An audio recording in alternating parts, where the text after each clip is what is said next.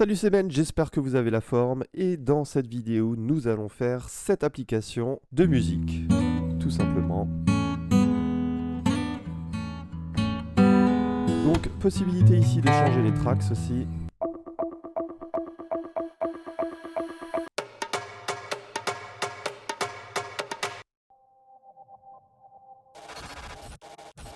Ok, donc ici, dans un premier temps, je vais venir créer un nouveau dossier que je vais appeler par exemple Super Spotify, par exemple. Voilà. Je vais venir ouvrir ici ce dossier. Super. Je vais lancer le terminal.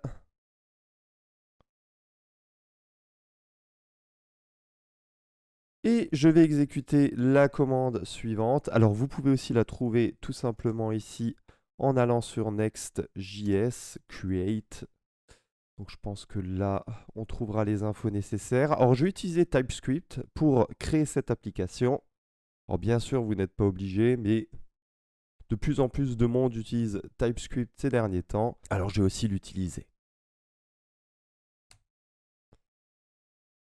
Ok, donc je lance cette commande. Je continue. Le nom de mon application, ça sera Spotify. Et là, il est en train de tout me créer. Super. Ok, super. Donc là, j'ai créé mon application qui sera couplée avec TypeScript. Et ce que je vais faire ici dans Public, c'est vraiment là où on va mettre finalement les fichiers qui sont accessibles par tout le monde et à tout le monde. Donc là, je vais mettre Covers et Songs. Alors, qu'est-ce que j'ai ici?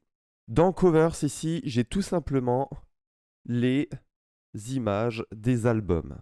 D'accord? Et ensuite, dans Songs, j'ai différentes musiques que j'ai téléchargées. Alors, elles sont libres de droit et elles sont fournies quand vous avez une chaîne YouTube. Donc, ce que je vais faire ici, c'est que je vais aller dans Page, index.tsx, et je vais faire un peu le ménage là-dedans. Donc, je vais enlever ici Add, voilà.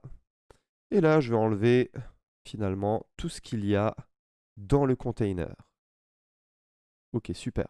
À partir de là, ce que je vais faire maintenant, c'est simuler, par exemple, que je vais récupérer ces données depuis une base de données. Donc là, je vais créer mon objet Songs. Songs. Voilà, et ça sera un tableau ici d'objets. D'accord? Alors, qu'est-ce que l'on aura là-dedans? On aura ça.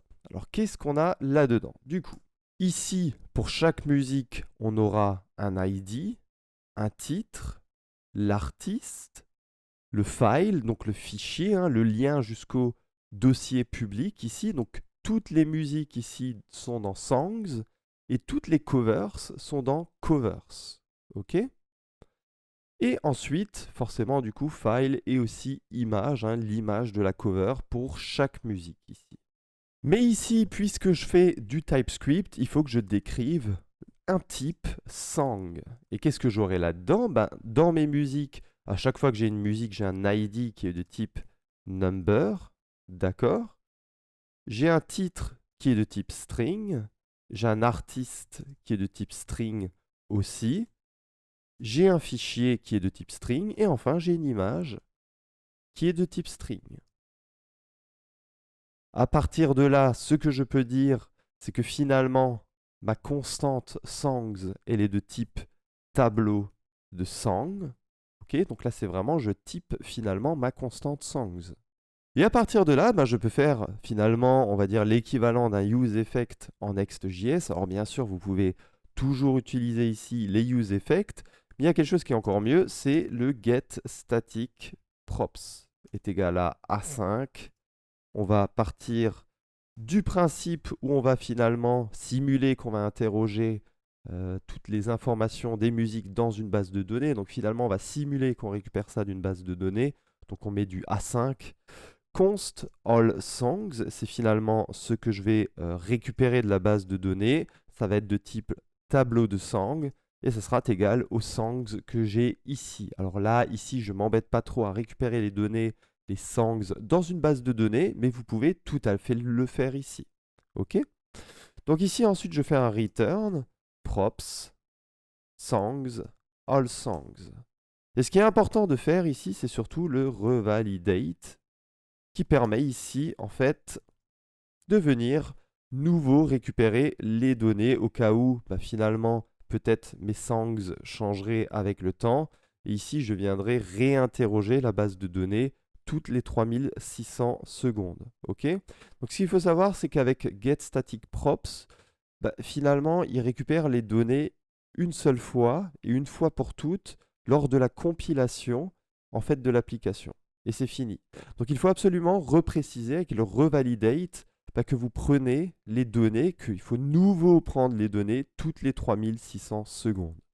À partir de là, je peux passer ici les props, le props song que je crée dans mon composant home. Donc ce que je vais faire ici, c'est que je vais faire home, next page, et ici j'aurai quoi? J'aurai finalement songs qui est de type tableau de song, d'accord? Est égal ici à, et ici je remets songs. Et là, qu'est-ce que je vais avoir besoin? Alors, qu'est-ce que je vais avoir besoin de très important ici pour réaliser mon application? Je vais avoir besoin de savoir quel track est actuellement en train d'être joué. Donc là, je vais utiliser un state. C'est égal à useState number, ce sera de type number et la valeur par défaut sera 0. Alors bien sûr, ici, il me dit que je n'ai pas encore importé useState. Donc ici, import useState from React. OK? Et j'aurai aussi besoin de savoir si finalement la track est en train d'être jouée ou pas, si le disque tourne ou pas, si c'est en mode play ou en mode pause. Donc is playing, set is playing est égal à use state, et là je vais mettre un boolean. Par défaut, on va dire que c'est pas en train d'être joué. D'accord? Et à partir de là, ce que je vais avoir, c'est un div className est égal à stills.songPlaying, par exemple. Et là, je vais avoir un composant song où je vais lui passer finalement différentes informations. Qu'est-ce que je vais lui passer à ce composant song? Je vais lui passer la musique qui est actuellement en train d'être jouée et si elle est jouée ou pas. D'accord? On va voir ça un peu plus tard. Et ensuite, j'aurai aussi un composant audio qui va finalement contenir les boutons plus, les boutons moins, etc. Bouton play, pause, suivant, précédent. OK? Et lui, qu'est-ce que je vais devoir lui passer? Le is playing. Est-ce que c'est en train d'être joué ou pas? Le set is playing. Set is playing. Les différentes musiques. Là, j'aurais besoin de lui passer toutes les musiques à ce composant. Quelle est la track qui est actuellement en train d'être jouée? Et enfin, aussi la fonction qui me permet de finalement changer la track qui est en train d'être jouée. Et voilà. Donc là, j'ai vraiment ici la base de la base. Au niveau du style ici, je vais en rajouter un peu. Alors, je vais juste enlever tout ce qu'il y avait avant, on n'en a plus besoin. Donc là, on va dans styles home.module.css. Et ici, au niveau du container, je vais mettre un petit padding. OK, à gauche et à droite, un display flex, un flex direction qui sera à colonne et une hauteur de 100 VH. OK. Au niveau du song playing, ce que je vais faire ici, c'est que je vais mettre un flex gros à 1. Ce song playing ici va prendre le plus grand espace qu'il peut prendre. Display flex, justify content center et align items center.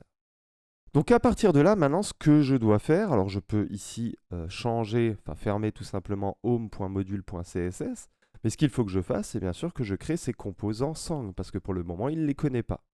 Donc ici, je vais créer un nouveau dossier qui sera nommé Components, OK? Et dans Components, ici, je vais créer deux dossiers différents, un dossier audio et aussi un dossier ici que je vais nommer Song. Dans le dossier audio, j'aurai un fichier new file qui sera nommé audio.tsx, ok? Et ça serait bien aussi de mettre du style, et on verra comment on fait plus tard, mais on aura un fichier ici, audio.module.css, d'accord? Et ensuite, au niveau de sang, ici, je vais avoir un nouveau fichier sang.tsx, et aussi, finalement, un fichier de style qui sera nommé sang.module.css. Nickel. Et ici, on va peut-être commencer par le fichier le plus simple qui sera sang.tsx. Donc ici, ce que je vais faire, c'est que je vais créer un composant sang. Ok, je vais faire le return et je vais l'exporter. Export default sang default. Et ensuite, ce que je vais faire ici, c'est faire un import classes from sang.module.css. Donc ça, c'est la façon ici dans Next de ramener un fichier de style dans un composant bien particulier. Ici, dans mon dossier sang, j'ai finalement un fichier sang.module.css. Ce fichier sang.module.css sera la description CSS de ce fichier sang.tsx que je suis en train de créer pour le moment. Alors j'aurai besoin ici aussi dans sang.tsx de mon type sang qui est dans index.tsx. Ok, donc je vais le mettre ici. Et ici, je vais avoir besoin du composant image, enfin de la librairie image qui est dans Next. Voilà. Ici, qu'est-ce que je récupère finalement dans les props? Je récupère, alors regardez, on avait quoi pour ce composant? On avait ici sang et isPlaying. D'ailleurs, ça serait bien ici que je les renseigne. Ok? Donc au niveau de la sang, ici, qu'est-ce qu'on a? On a songs, donc on va dans le tableau des musiques, et finalement, pour lui passer une seule musique qui est actuellement en train d'être jouée, qu'est-ce qu'on fait? C'est qu'on utilise le track playing, et là, du coup, on va dans le tableau songs et on lui dit qu'on veut uniquement la musique actuellement jouée. Et là, bien sûr, le isPlaying, c'est toujours la même chose, c'est isPlaying. À partir de là, je vais indiquer ici au sang les props que je récupère et leur type props. Et là, je vais avoir, alors props, voilà. Là, qu'est-ce que je vais avoir? Je vais avoir sang et isPlaying, ou alors attention, sang, ce sera de type sang,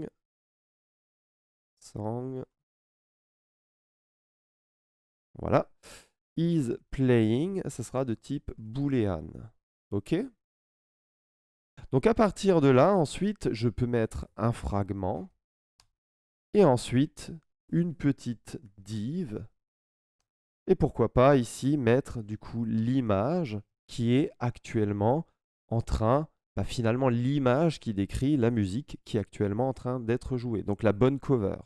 Donc ici, je vais mettre peut-être un petit class name est égal à props. Alors si c'est en train d'être joué ici, alors j'aurai une classe qui me dira que ça tourne.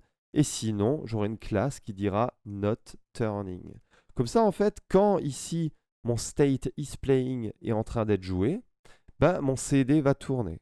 Et s'il n'est pas en train d'être joué, le CD ici ne tournera pas.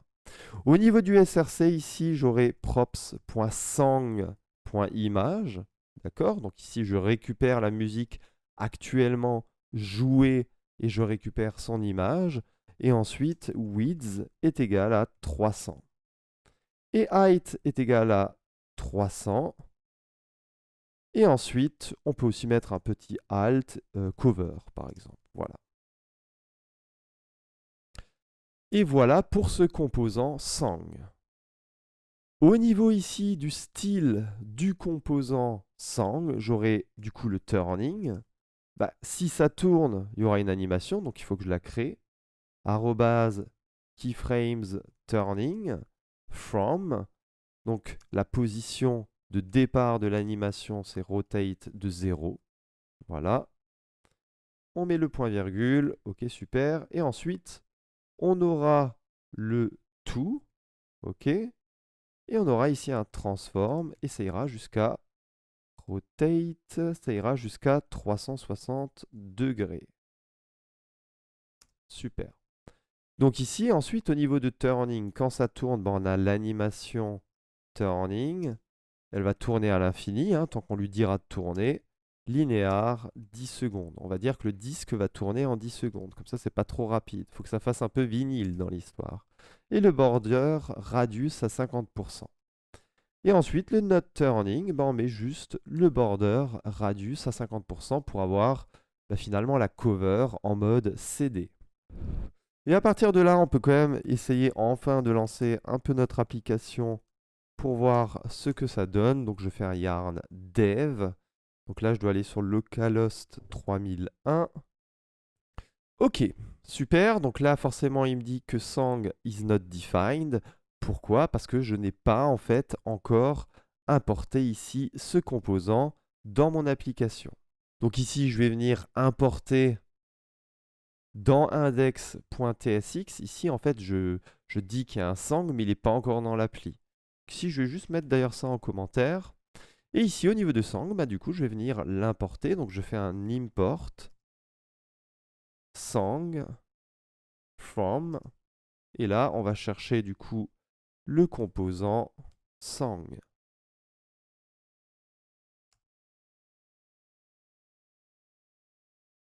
Ok.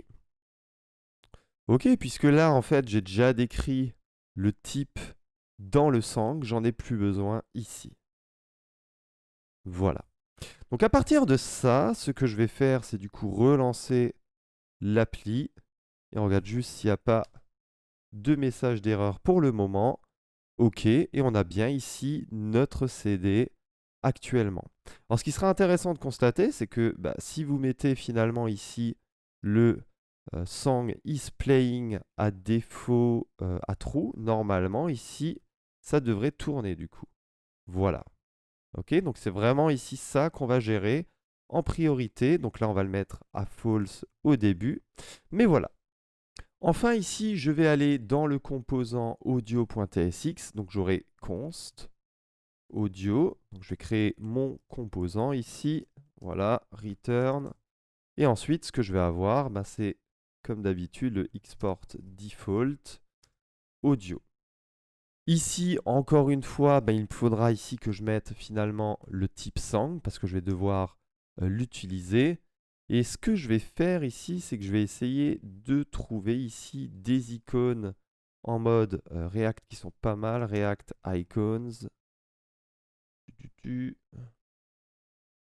Très bien, donc là j'ai une librairie qui a l'air vraiment pas mal. Donc npm install. Voilà. Je vais venir installer ça ici dans mon projet. Donc je vais faire un CTRL-C ici pour quitter. Voilà. Et je vais venir installer cette suite d'icônes dans mon projet. Ok, super. À partir de là, je peux refaire le yarn dev. Teaser, ça a l'air pas mal. Donc il me faudrait un truc avec du play. Ah bah voilà, celui-là il est très bien. Donc je vais venir finalement copier ça et le mettre dans mon projet. Donc je vais importer cette icône dans mon composant.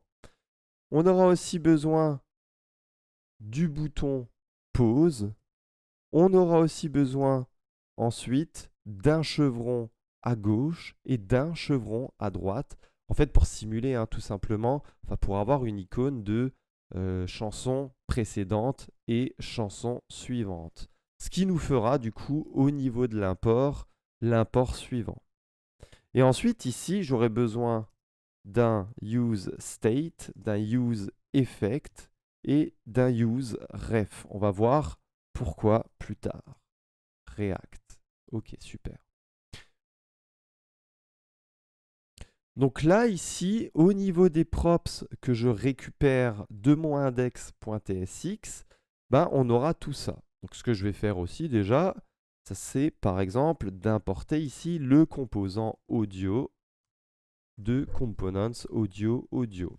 Et je vais pouvoir enlever ici mon petit commentaire. Et voilà.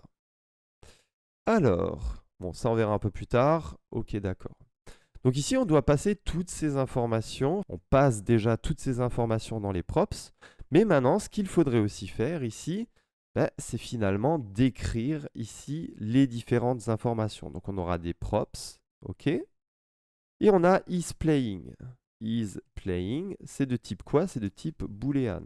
OK? On a set is playing, c'est de quel type? Ben, c'est une fonction. On a songs, c'est de quel type? Ben, c'est un tableau de song.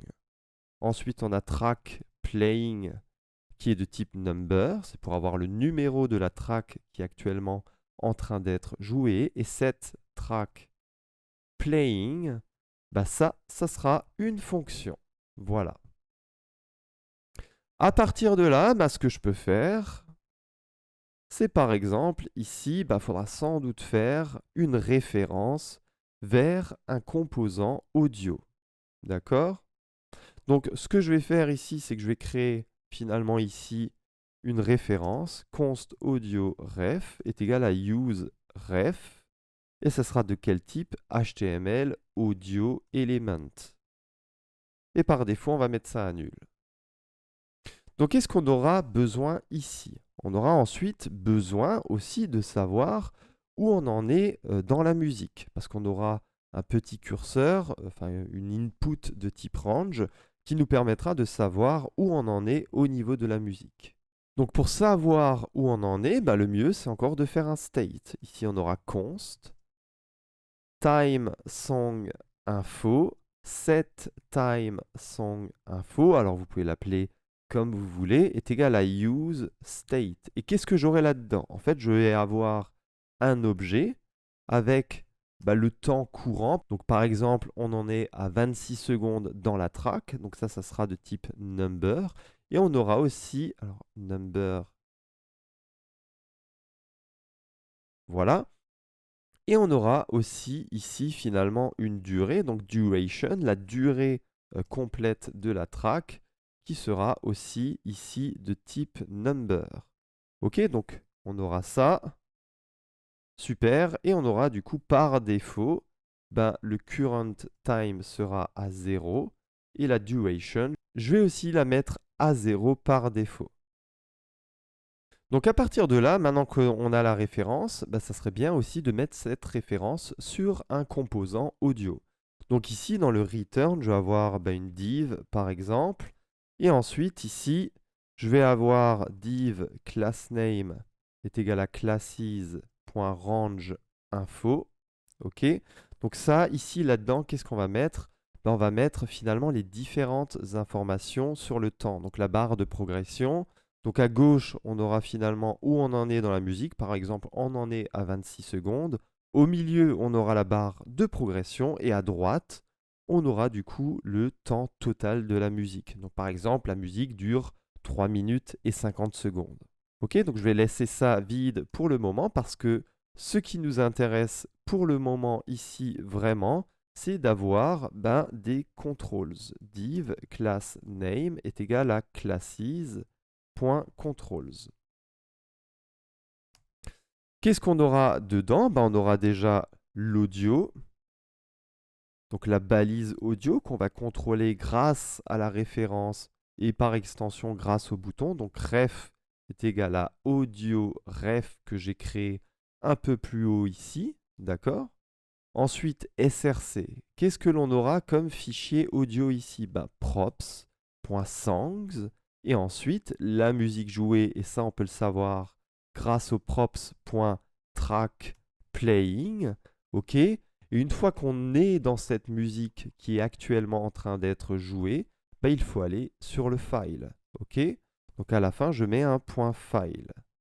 Ensuite, ici, ce serait bien d'avoir peut-être une classe pour tout simplement faire en sorte que ici, ce composant audio ne soit pas visible. Controls audio player, d'accord. Et ici, on va avoir des controls, ok. Et enfin ici, qu'est-ce qu'on aura? On aura le FI chevron left, size, je vais mettre 24.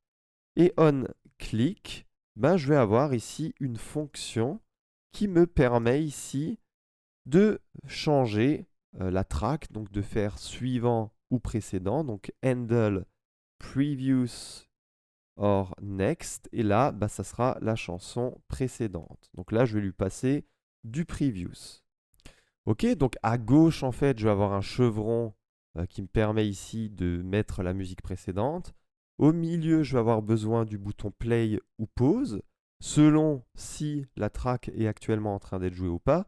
Et à droite, le chevron bas de droite. Donc en fait, ici, ce que je peux faire, c'est que si la musique est actuellement en train d'être jouée, ce que je vais faire, c'est que je vais mettre le bouton pause. Parce que si elle est en train d'être jouée, il faut que je puisse la mettre en mode pause. Size 32, onClick est égal à, et là, je vais mettre handle pause, par exemple. Ok, c'est une fonction que je vais devoir, bien entendu, créer. Et ensuite, si ce n'est pas ici finalement en mode play, c'est que c'est en mode pause. Et si c'est en mode pause, il faut que je mette le bouton play pour relancer ici la musique, tout simplement. OnClick est égal ici à handle play. OK. Et bien sûr, ensuite, on va avoir l'autre chevron pour faire suivant dans les musiques. Donc, FI chevron right. OK. Et ici, size 24. Et on click, on aura un handle previous or next, qui est une fonction que l'on doit créer. Mais seulement, cette fois-ci, en argument de cette fonction, je vais écrire next. Au niveau des classes, ici, pourquoi il ne me les trouve pas? Parce qu'il faut que j'importe, en fait, les classes dans mon audio. Mais cette fois-ci, attention, il faut que je les importe de audio.module.css, qui est le fichier CSS qui est à côté de mon composant audio. Ce qui devrait normalement nous enlever presque les erreurs. Donc on verra ça un peu plus tard. Voilà. Donc ici, ça serait bien de faire le handle pause et le handle play. Donc ici, ce que je vais faire, c'est créer ma fonctionnalité handle play. Tout ce qu'elle va faire, finalement, cette fonctionnalité, c'est changer le mode pause en mode play. Et puis c'est tout. Donc ça sera void, il n'y aura pas de valeur de retour. Et ici, je vais mettre du coup props.setIsPlaying à true. Parce que si je handle le play, c'est que je veux jouer. OK? Et bien entendu, le state ici ne suffit pas. Il faut aussi que je dise que le composant audio, OK, s'il existe ici, je vais lancer la lecture, current.play. OK? Donc le audio ref ici, ce que je fais, c'est que je contrôle à distance dans cette fonction le composant ici audio. Donc je lui dis de jouer en fait. Je lance, hop là, il joue. OK? C'est très alsacien ça. Donc ensuite, const handle pause. Qu'est-ce que je fais ici? Encore une fois, plus ou moins la même chose que dans la fonction au-dessus. C'est-à-dire que cette fonction est toujours de type void, c'est qu'elle ne renvoie rien finalement. Et ici, props.setIsPlaying, cette fois-ci c'est à false. D'accord? Et s'il y a bien ici le composant, enfin le audio ref, .current qui existe, le audio ref .current, je le mets à pause. D'accord? Donc là, on est pas mal. Donc ce que je vais faire, c'est que je vais juste mettre peut-être ça en commentaire. Voilà, très bien. Au niveau ici, peut-être alors de class name, c'est normal, c'est parce qu'il y avait un E, donc je vais enlever juste le E. Ok, très bien. Donc là, on va en fait essayer de lancer l'application et juste voir si on arrive bien ici à lancer la musique. Alors voyons juste si on voit bien les boutons. Ok, alors ça, on va juste le cacher dans le CSS parce qu'on ne veut pas le voir ici. On crée finalement notre propre interface. Et là, la musique est bien en train d'être jouée.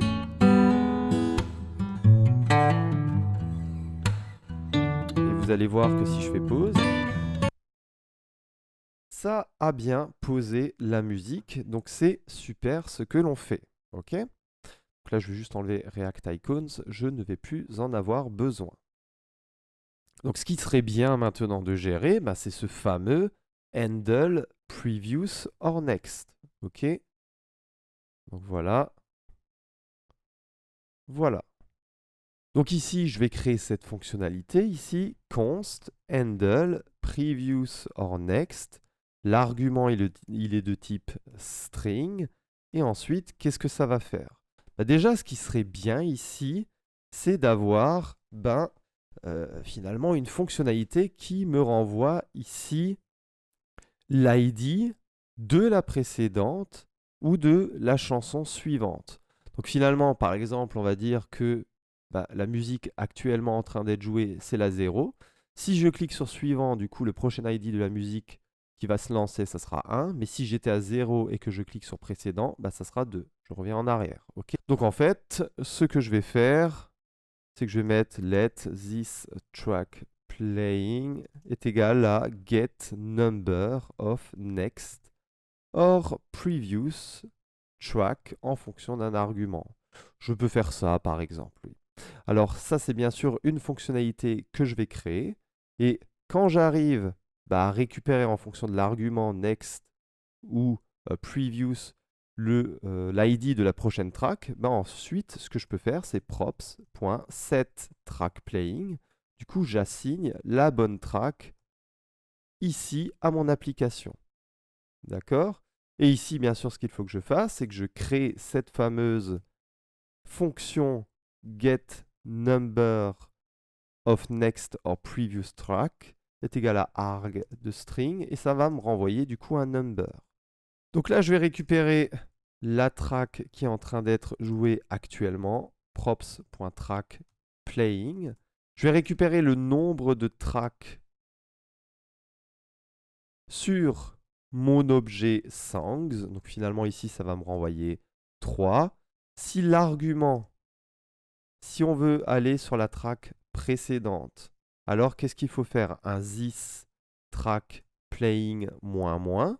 Mais attention, parce que si this track playing est inférieur à 0, on ne peut pas dire -1 ou -2. Ce qu'il faudra qu'on dise, c'est this track playing est égal au nombre de tracks -1. Donc là, clairement, je suis sur la musique 0 et j'essaye de faire un previous. Donc, si je ne fais pas de vérification ultérieure après avoir fait this track playing -, le problème c'est que ici je vais être à la track -1. Or, elle n'existe pas. Donc ici, ce que je dis, c'est que je vais aller à la track number of tracks 3, -1. Donc je vais sur la track 2. Je reviens en arrière. Et ici, ensuite, if arg est égal à next, ce que je fais, c'est un this track playing ++. Mais attention, il faut aussi que je teste ici si this track playing ne dépasse pas finalement le nombre de tracks, si c'est supérieur ou égal. Parce que bien sûr, les tableaux commencent à 0. Et si c'est le cas, je dis que this track playing est égal à 0. Je recommence au début du tableau. Et bien sûr, ensuite, ce que je fais, c'est un return de this track playing. Ok, très bien. Donc, voyons un peu ce que ça nous donne ici au niveau de notre application. Donc là, on a une petite erreur. Ok, donc ici, au niveau de l'erreur, j'avais oublié le égal. Donc, effectivement, le égal sur le onClick. Sans, ça va être effectivement compliqué. Donc, voyons un peu ici ce que l'on a. Ok. Donc on a ça, donc là si je clique sur play,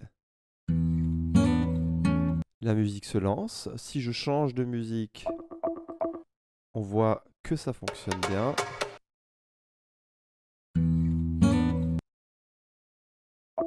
Mais maintenant, si je laisse en play et que je change de musique, on voit qu'il y a ici une erreur, ça ne fonctionne pas, il ne redémarre pas la prochaine musique. Donc ici, ce qu'il faut faire vraiment, c'est finalement un use effect. Ok, donc use effect. En fait, on va se dire que quand il y a un changement dans les states au niveau ici du props.trackPlaying ou du props.isPlaying, on regarde ici si c'était en train de jouer avant. Et si c'est le cas et que effectivement le audioref.current est bien défini, on fait un audioref.current.play, c'est-à-dire qu'on joue automatiquement la musique. Et sinon, c'est que finalement, on a le même principe, mais avec le mode pause. C'est que si c'était en pause, audioref.current.pause. Et cette fois-ci, ici, à ce moment-là, ce que je vais pouvoir faire, on va voir, c'est tester ça. Et si je mets play, et qu'ensuite je vais changer de musique, ça va continuer à lire. Super. Donc maintenant, ce que l'on va faire, c'est qu'on va juste ici aller dans le fichier globals.css. Je vais juste mettre un background en noir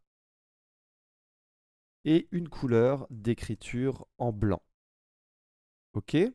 À partir de là, je vais aussi pouvoir aller dans le audio.module.css et je vais dire que au niveau des controls, bon, je vais juste faire un copier-coller, c'est pas un cours ici de CSS, mais je mets un display flex, align item center, space between. En fait, j'organise les éléments les uns à côté des autres. Et ce que je vais faire, c'est que le controls audio player, ben ici, je vais faire un display none, je vais tout simplement le cacher. Donc on va avoir le résultat suivant, ok, ce qui est déjà bien plus près de ce que l'on voulait. Maintenant, ce que l'on va gérer ici, c'est vraiment finalement la barre de progression. Au niveau ici de la barre de progression, ce qu'on va avoir, c'est déjà un petit paragraphe. Alors je vais juste mettre ça en petit p, voilà, qui va me dire time song info.current time, d'accord. Et ensuite, je vais avoir un input de type range. Ok, parfait. Et ensuite, je vais avoir le P et là, le time song info.duration.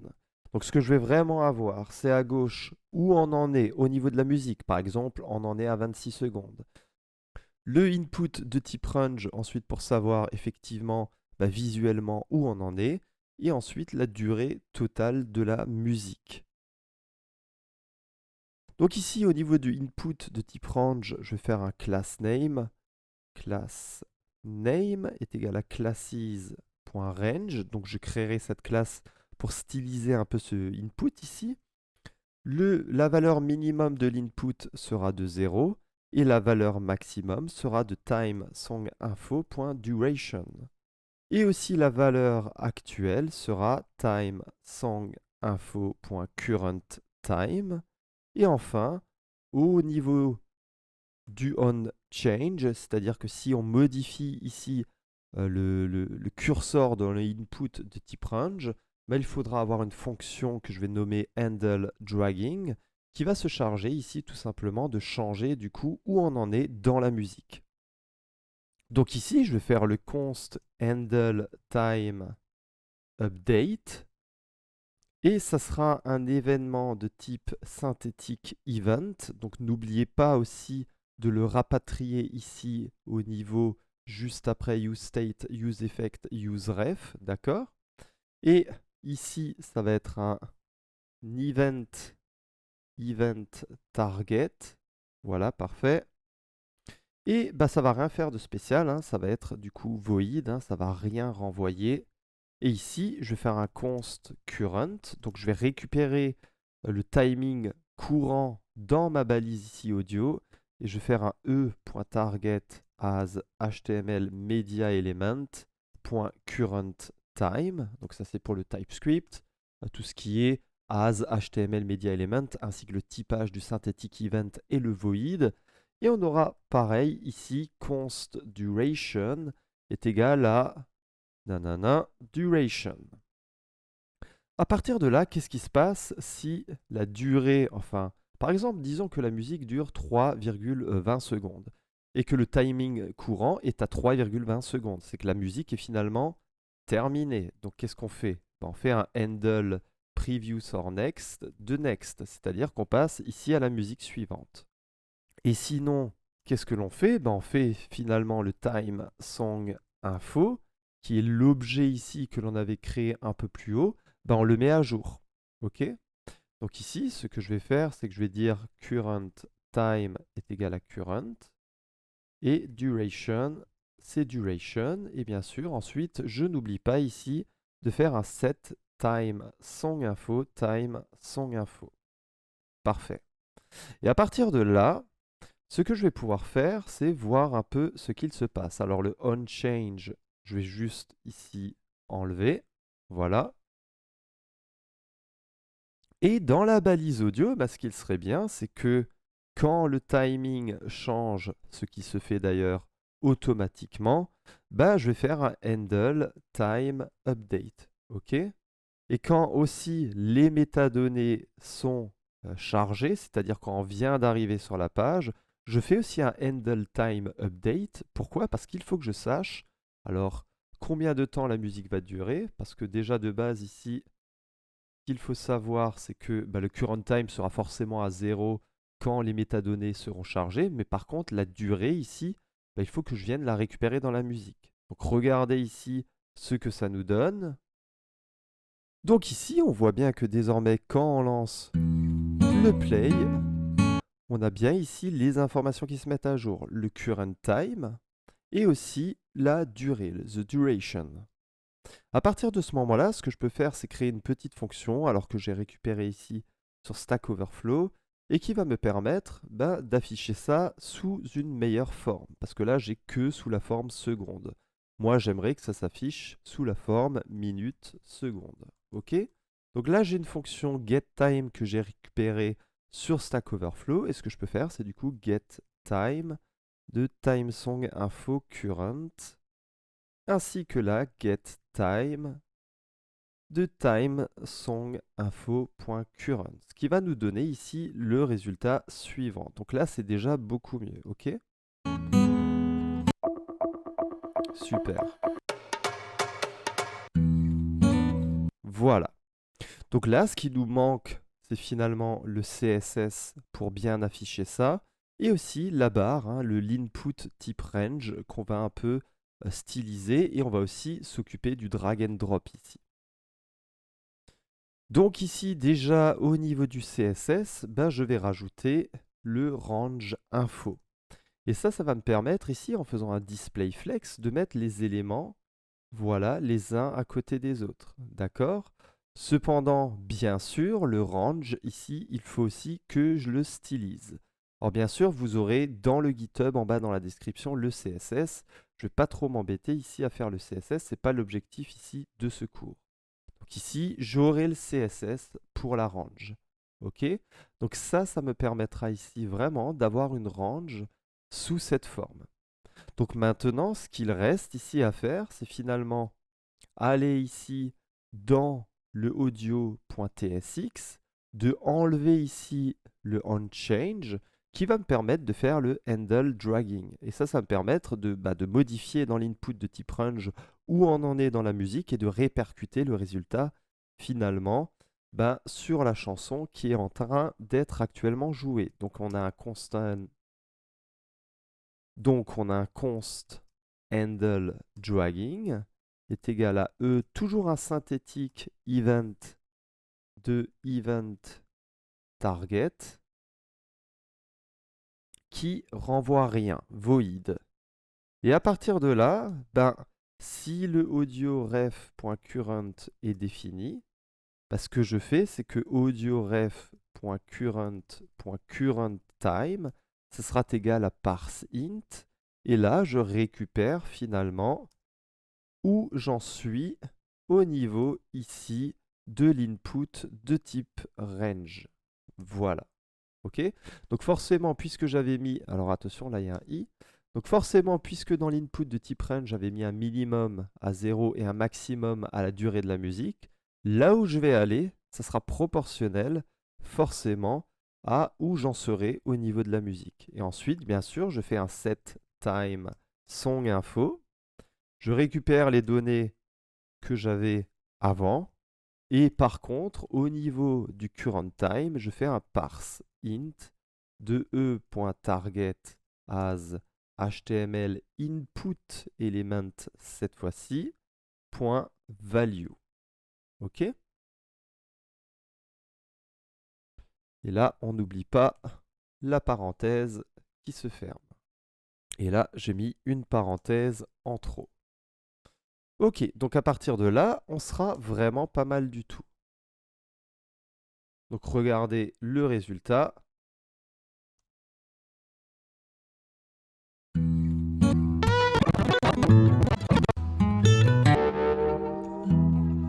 Je fais pause, ça fonctionne, je relance.